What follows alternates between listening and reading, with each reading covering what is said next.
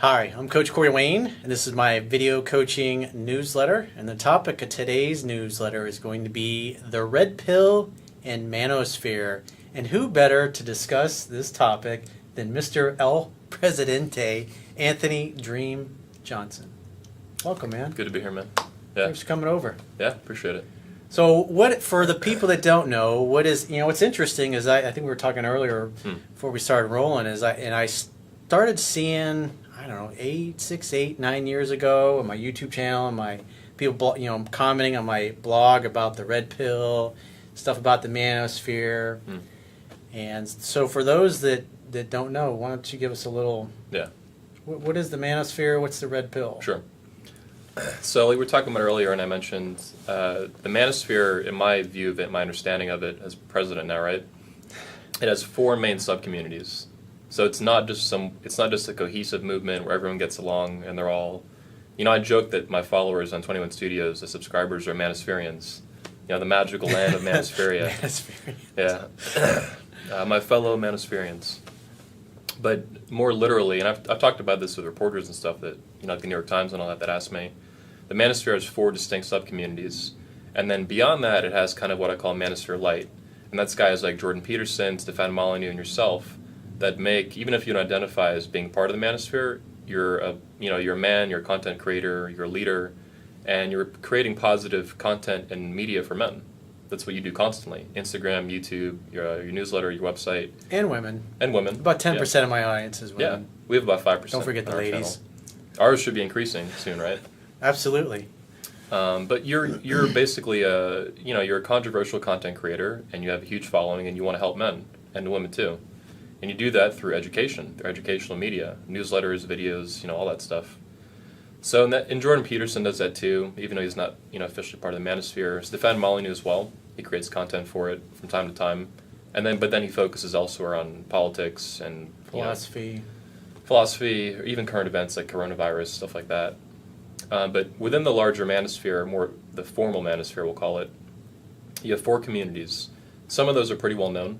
Obviously, the pickup artist community, the seduction community, as it was called, you have kind of the remnants of that. That's kind of fallen apart over the years, but there's still like a PUA thing, a seduction thing. For example, on Reddit, there's a seduction community that's been around for a long time, and they have 300,000, 400,000 followers. Obviously, back in the day, you had in the 2000s the pickup artist show, you had the game and all that. The seduction community has been around since the 90s, and that, to me, is a distinct part of the Manosphere. You also have the men's rights movement, men's rights activists. They're the more politically, legally activist part of the Manosphere. You don't see that in the pickup artists. You don't see that even in the MGTOW guys. You don't see that even in the Red Pill. Those are the guys who focus on that. Whether you like them or not, that's what they do. You also see the Red Pill community, which is probably the smallest part of the Manosphere. Before they got quarantined on Reddit about 1.5 years ago now, they had about 300,000 subscribers on their network. And you see different leaders in that, different content creators. But the Red Pill is its own distinct distinct community within the larger Manosphere. They usually don't even get recognized, but they are. And a lot of people say, and I agree with them, that they basically hived off from the pickup artist community in about 2011, 2012. Before that, the pickup artist community was kind of one thing, and then supposedly what happened was the pickup artist community was getting a lot more feminized, as feminism was kind of increasing as an even more culturally dominant force. You saw a lot more pickup artist stuff get a lot more apologetic about masculinity and things like that. And so there was a kind of a wing of the Manosphere, the pickup artist community, that was not okay with that. So eventually they hived off and created their own community, and that eventually grew to have 300,000 followers. At this point, nobody knows how big it is because it shows 0 on Reddit, because they nixed that when they quarantine a community. The final, 4th community of the Manosphere that occupies it is MGTOW. A lot of people like we're talking about, they get blasted by the MGTOW people the minute they make any critical comment. They are kind of, there's a MGTOW community on Reddit that's pretty big. Yeah, my experience, like we were talking earlier, is they're not the most positive people. They're not the ones like, hey, it's going to work out for you, buddy. Yep. Not surprised at all. I've gotten some of the same flack from them. Usually not lately, but sometimes I do. I'm sure that comment alone will get a bunch of fucking people bitching.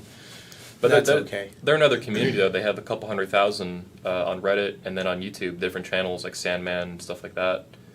And they're another component of the Manosphere. They're a distinct group, separate from the Red Pill guys, separate from the men's rights, separate from the pickup artists. They don't even like, they hate pickup artists, for example, a lot of the time. And they'll make fun of anybody, you know, for any reason that they want. They'll call, you know, men's rights or manginas, you know, and they call them pickup artists manginas, you know, all this stuff. We don't need to get into, I think, exact detail of each one of these communities, but those are the four.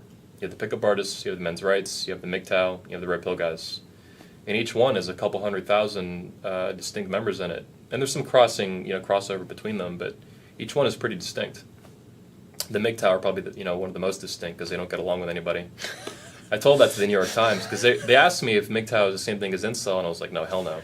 That's its own distinct thing that is not part of the manosphere. They hate everybody, obviously. But the MGTOW guys just tend to be more combative, and they don't get along with other communities. But it is what it is. It's part of being a man. Sometimes there's kind of combat and conflict. So, on the Red Pill, though, you asked about the Red Pill as well. So it's not just a community. The Red Pill obviously comes from the Matrix, the late '90s movie, Red Pill, Blue Pill, and the Red Pill. Like, that's why I think they called it that, as hiving off from the pickup artist community. The pickup artist community was never creating, in my opinion, a framework or a theory that underlined why women act the way they do, why men act the way they do, and all that.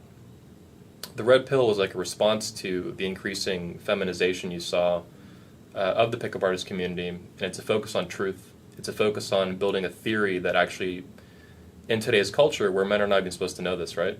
It's not just these guys, when they find your book and they look for advice from you and they hit rock bottom on something, it's not just that they don't understand women, it's that they're operating in a culture that has deliberately propagandized them to not understand women and to get themselves into toxic relationships and get divorced, raped, and all these things.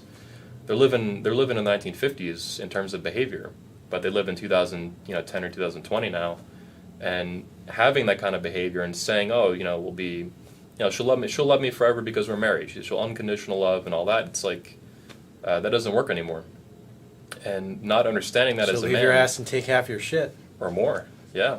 Especially if you live in California. Yeah, lifetime alimony in California. As Stefan Molyneux said, not overly strong and independent when they get lifetime alimony.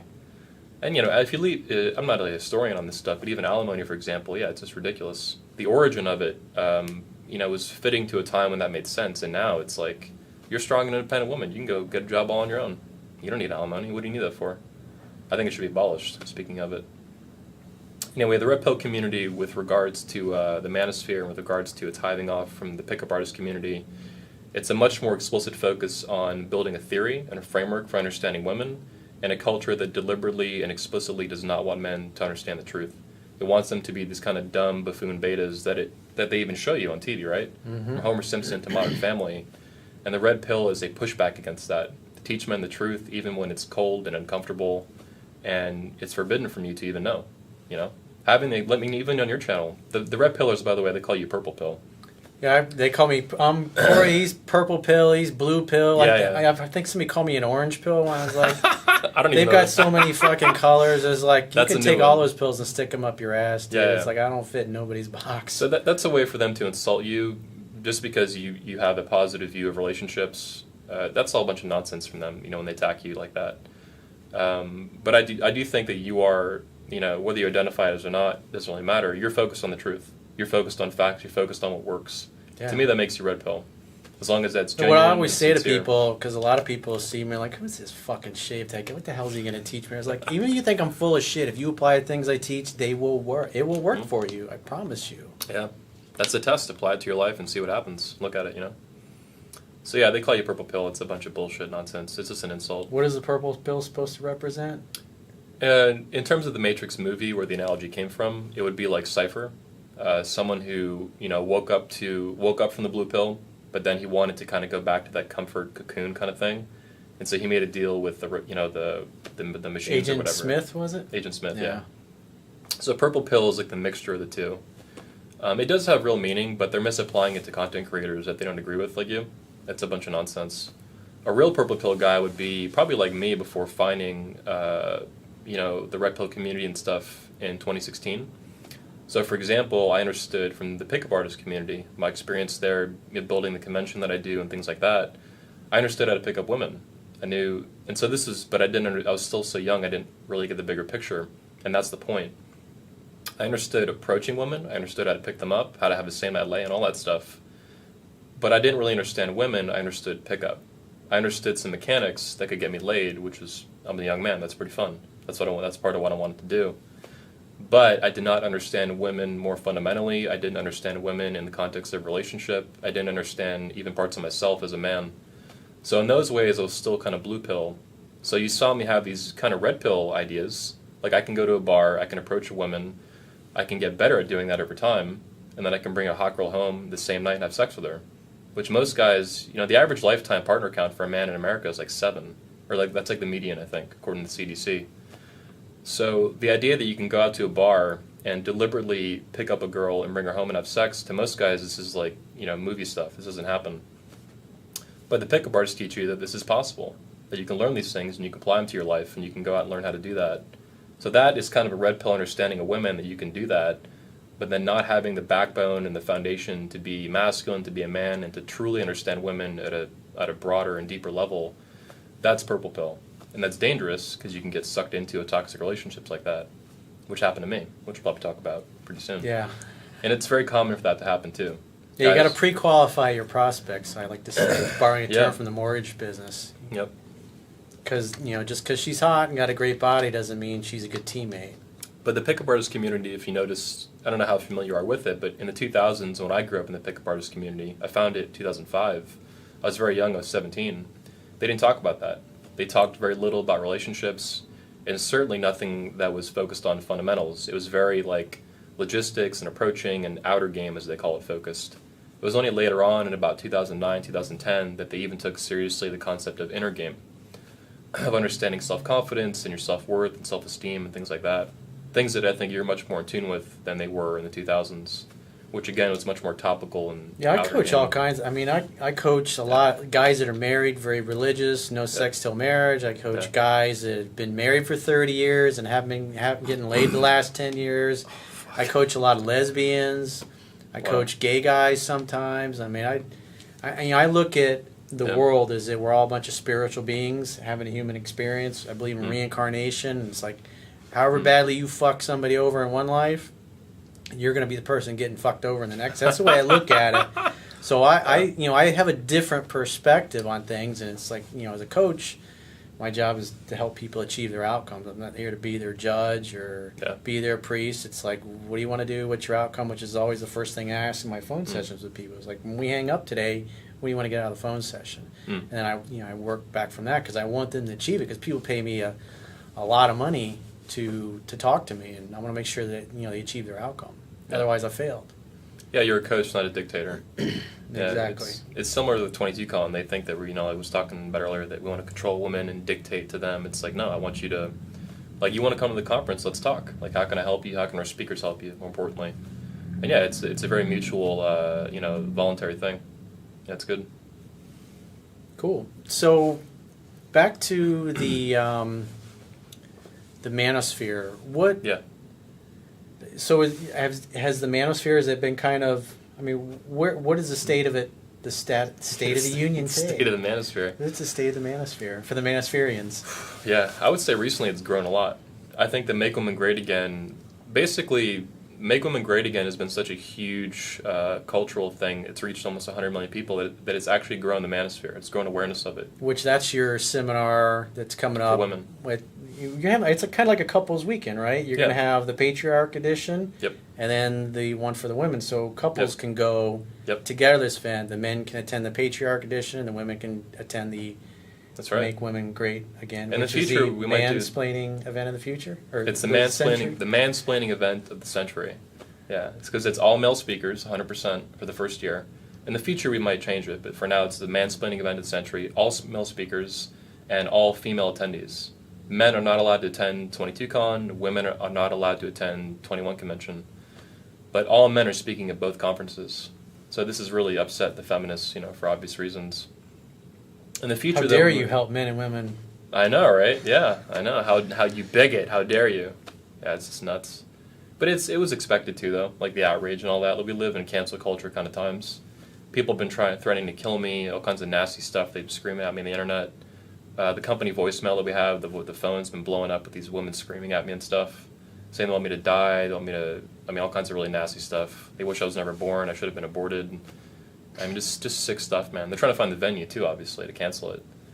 Even they try to trick us through email. They try to get the venue without buying a ticket, and it's so obvious what they do. It's like, I know you just want to get the venue, so you can call them and harass management, tell them to cancel us. It's a bunch of nonsense. People with too much time in their hands. That's right. But the Manosphere, I think, is so let me say this about the Manosphere. In spite of some of the negativity you see, which I think is natural to any movement, the Manosphere, I think, is primarily and fundamentally very positive for men and women. And for women, that's now being, for the first time, that's being expressed and that's being seen. And that's through mansplaining, which is a term that I think feminists know it's funny. People laugh at it right away, but it's funny because... Well, they use it as a derogatory term towards men, and then you've Yeah. just kind of taken it like a keto and just redirected the momentum That's right. into something positive. Just like Trump would do with these people that attack him, or like what happened in the MAGA movement. Hillary Clinton called Trump supporters deplorables. Mm-hmm. Everyone would say, "Yeah, fuck yeah, I'm a deplorable." So it's a positive way to deal with a kind of negative concept like that. Mansplaining in particular, I think, has been used to silence and censor and neuter masculine voices in America, from fathers to brothers to men to husbands and all that stuff. And that's one of the reasons it was so important to grab as a concept, because I knew they'd call this a mansplaining event anyway. So I was like, all right, let me just take this concept, mansplaining, which is what we're doing anyway in their terms, right? We're talking to women about how to be women, and we'll embrace it and own it, and that's by saying it's the mansplaining event of the century, the biggest one, the first one, and all that stuff ever. Anyway, the Manosphere is so feminism I view as a movement for women, obviously, right, and an ideology that I think is very toxic. But feminism is very negative for women, completely, especially at this point. And so there's for example, in feminism, whether it's on Reddit in these huge communities or websites and all these different organizations they have, none of it is self-improvement focused, like none of it. At best, maybe some fitness stuff they go over, like, lose weight and all this stuff, but really, it's a very negative movement that's not positive. And the Manosphere is very different from that. From day one, the Manosphere has been a lot more positive. It's been about, even the pickup artists. Our conference, for example, when I started it in 2006, 2007, they said it was like a pickup artist conference. And I, as the founder, I never viewed it as that, ever. Even at the beginning, when it was almost all pickup artists speaking and like one fitness guy. First of all, we had a fitness component from the beginning. But second of all, even with the pickup artists, coaches, and all that stuff, and eventually we, evolved beyond that too. For me, it was like your stuff. It was about understanding. You say understanding relationships. That's your website. But for me, the conference... Because life is relationships. It's all about our relationships with other human beings. Yeah. But even from our perspective, my perspective as the founder of the conference, it was about understanding women. And it was about understanding yourself as a young man, because it was for young men at the beginning, the Under 21 convention. So it was always about understanding male-female relationships, understanding women, understanding yourself as a man, understanding how women behave, so femininity, things like this. The pickup artist component, that was like kind of just a framework that it existed in, like a topical shell to it. But at its core, it was always fundamentals-based, understanding things, understanding philosophy, understanding women, understanding yourself. And that's why I think it's also grown so much over the years. I'm doing it for 13, almost 14 years now. And it's evolved to have, medical doctors, Navy SEALs, a lot of coaches like yourself, that we have similar, and then even, philosophers like Stefan Molyneux. All that's welcome at the conference because it's always been understanding focused, not like get laid, which, that's fine. But it's a much deeper, bigger vision than that. State of the Manosphere, that I could get back into that, but I think so let me say that. I think it's a very positive movement for men, and now women too. For the first time in modern American history, I think men are standing up and speaking in public to women, and we're using Make Women Great Again to do that in a whole conference. So that's a very positive thing. But even for the men, it's primarily, there's a little bit of negativity. Guys get burnt in a relationship.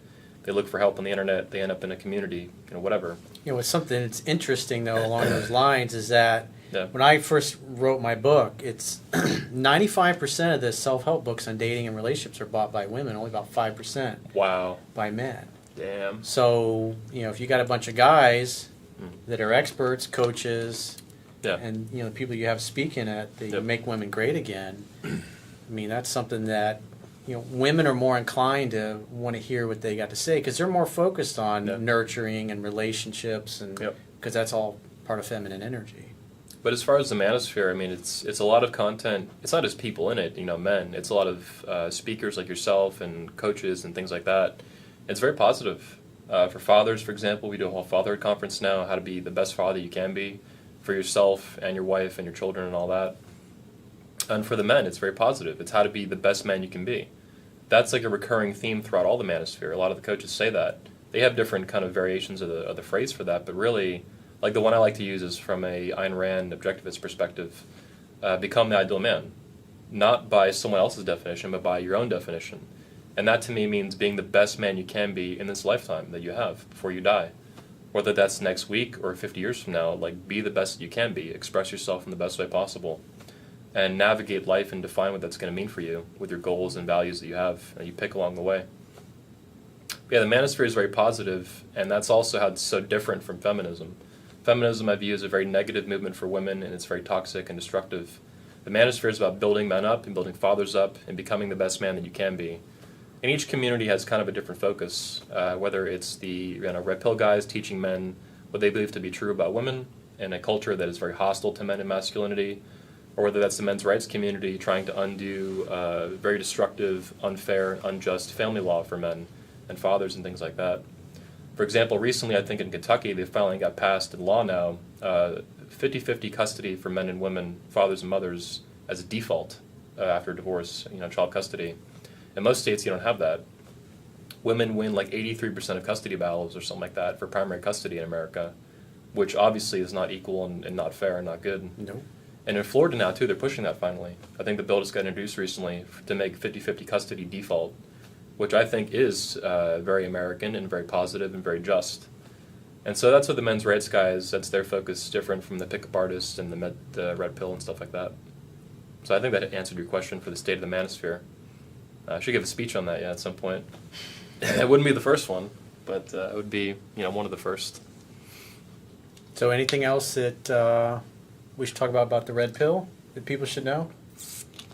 The Red Pill is a distinct community in the manosphere. I'm not on good terms with one of the leaders in it. I exiled him from the manosphere. That was my first act. Excommunicado? Excommunicado, exactly, John Wick style. Yeah. A lot of people are very critical of it, like the MGTOW, but I still think it's a pretty positive thing. In spite of some of the polarization in it and some of the negativity, I think it's still a pretty good thing. Men need to be told the truth about men and women. They need to be told the truth about what's going on today. And the Red Pill, I think, does that. It's a good analogy, too. It's used, obviously, outside of the manosphere. It's used in politics and all kinds of things. Because it came from a movie that everyone knows. Mm-hmm. But yeah, I think it's a good movement. It's a good thing. I think you're very Red Pill. You're dressed head to toe in red right now. Yeah, I got this nice new hat here that somebody just gave me. The final thing let's say is that I don't know how much longer, and I've said this in a speech I'll publish pretty soon. I said it in my speech in Poland at the convention, 21 convention, that I think long term you're going to see the sub-communities, the four of them, fizzle out in the manosphere, and it's going to kind of coalesce into one larger movement known as the manosphere. That's part of why I wanted to be the president of it and declared that for a couple of reasons, like being a lightning rod for mainstream media to attack. I think someone needed to do that who was anti-fragile, who would benefit from that, as I have. You've handled it quite well. Thanks. I watched the Piers Morgan interview, Yeah. and they did a good job of trying to squeeze your nuts. Yeah. And you handled it. Dude, that was pretty well. That was at 3 a.m. too here in Orlando. I was like so exhausted. I had some coffee or whatever. I was still just like, it's like all right. That's right. They're 5 hours ahead over there in London. Yeah. Yep. But anyway, I think long term, like the 2020s now, this decade, I don't think that the pickup artists have already been kind of falling apart over the years. Like it's not as organized as it was in 2000s. So I think we'll see these communities kind of fizzle out or lose momentum. And in general, men will identify more strongly and consistently with the manosphere itself, which is kind of an odd term, but it's the best we have. People say it sounds like a gay nightclub or something. I think it's stupid. It is what it is. It's the manosphere. It's a community for men. It's the world's first ever movement for men and fathers that are organizing together for the interest of men, boys, and fathers. Mm-hmm. That's never been seen in the world, to my knowledge. And it's a positive thing, too, like the feminists claim their stuff is for, which I think is false and fraud, basically. The manosphere, that's real. These are men and fathers, getting together, talking about the issues, putting out content, helping each other navigate the world as men and as fathers. And that's needed right now, a positive movement and a positive force for men. And that's not happening anywhere else in the world. And I think it needs to happen, and we're at the forefront of making that happen, and it's a very good thing. Very happy to lead it and be the lightning rod. Cool. And so how do people get in touch with you to attend your events or to Yeah. your YouTube channel? They can go to the21convention.org. That's the21convention.org. They can also visit us on YouTube. Go to youtube.com/21, or you can do a search for 21 Studios. You can also go to themanosphere.org, sign up for the Manosphere email list. And then is there a separate domain for the Yes. women's event? So for the women's event, if you're a woman watching this, or if you're a man and you have a wife or a girlfriend or a sister or something like that you want to send, she can go to 22convention.com. That's 22convention.com. Tickets on sale now, and the event for women happens May 1st to May 3rd, right here in Orlando, Florida. Cool. Well, thanks for coming over, man. Thanks, man. Appreciate it. Yeah. And as always, if you maybe this is the first video of mine that you're watching, both my books, How to Be a 3% Man and Mastering Yourself, you can read them totally for free. Even if you think I'm full of crap and I don't know what I'm talking about, if you apply the things that are in my books, they will work for you. And if you want to talk to me personally, one-on-one, and do some coaching, you can go to understandingrelationships.com, click the products tab at the top of your screen on any page, and book a coaching session with yours truly. And until next time, President Dream. That's right, President Dream. Coach Corey Wayne here. We'll talk to you soon.